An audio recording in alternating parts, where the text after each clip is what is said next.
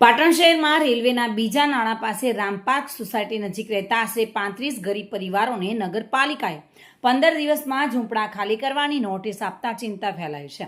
ચોમાસા દરમિયાન લેવાયેલા આ નિર્ણય સામે સ્થાનિકો અને સમાજના આગેવાનોએ વિરોધ નોંધાવી વૈકલ્પિક રહેણાંકની વ્યવસ્થા ન થાય ત્યાં સુધી મુદ્દત વધારવાની માંગ કરી છે। સ્થાનિક રહીશોએ જણાવ્યું છે કે તેઓ છેલ્લા 50 થી 55 વર્ષથી અહીંયા વસવાટ કરે છે અને હાલ ચોમાસું છે। બાળકોના શિક્ષણ તેમજ પરિવારની આર્થિક સ્થિતિને ધ્યાનમાં રાખીને તંત્ર માનવતાવાદી અભિગમ અપનાવે તેવી અપીલ કરવામાં આવી છે।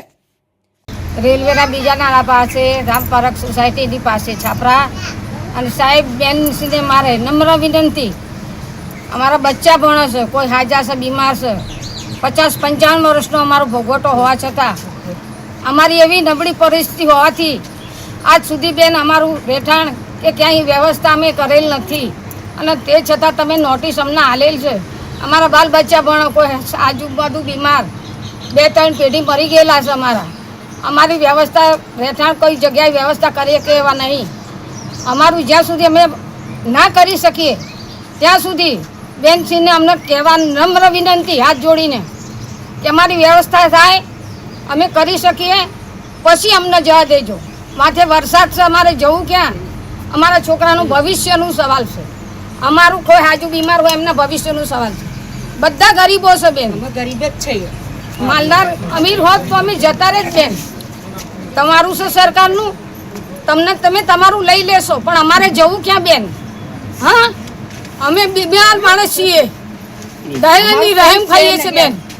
દયા કૃપા કરો, દયા કરો બેન, નમ્ર વિનંતી બેન મારી। પૂર્વ કોર્પોરેટર છું હું અને મારી એક બેન શ્રીને મારી વિનંતી છે કે મારી બેનને એમ કહું છું કે તમે જે અમારા ઠાકોર સમાજના જે ગરીબ વર્ગના જે માણસો રહે છે એમને વારંવાર ટાર્ગેટ કરી અને તમે વારંવાર એમને નોટિસો ફટકારો છો અને એમને તાત્કાલિક ધોરણે ખાલી કરવાનો તમે એમને આદેશ કરો છો।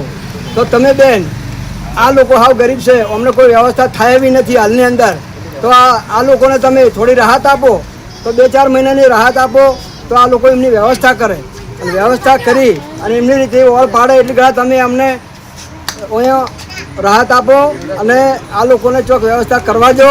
અને અમારા ઠાકોર સમાજના જેટલા ઝૂંપડા છે એને ટાર્ગેટ કરવામાં આવ્યા છે બેન, તમારો વોક નથી પણ એ લોકોને આ ટાર્ગેટ અમને કરવામાં આવ્યા છે। તો આ દરેકને અમારા ઠાકોર સમાજના જેટલા તમે ઝૂંપડા ચાલુ કરે છે પાડવાના, તો અમારો ઠાકોર સમાજ આખો સમાજ ભેગો થઈ અને તમારા ઉપર તો દબાણ કરે ના, એ માટે થઈ અને અમે તમને વિનંતી કરીએ છીએ કે આ ઠાકોર સમાજના અમારા જે ઝૂંપડા છે એમને થોડી ઘણી તમે રાહત આપો, થોડો ટાઈમ એમને ચૂકવો તો આ લોકો એમની વ્યવસ્થા ચોક કરે। અને તમે ડાયરેક્ટ તમે 15 દિવસની નોટિસ આપો છો તો અત્યારે સામે શું આવી રહ્યું છે?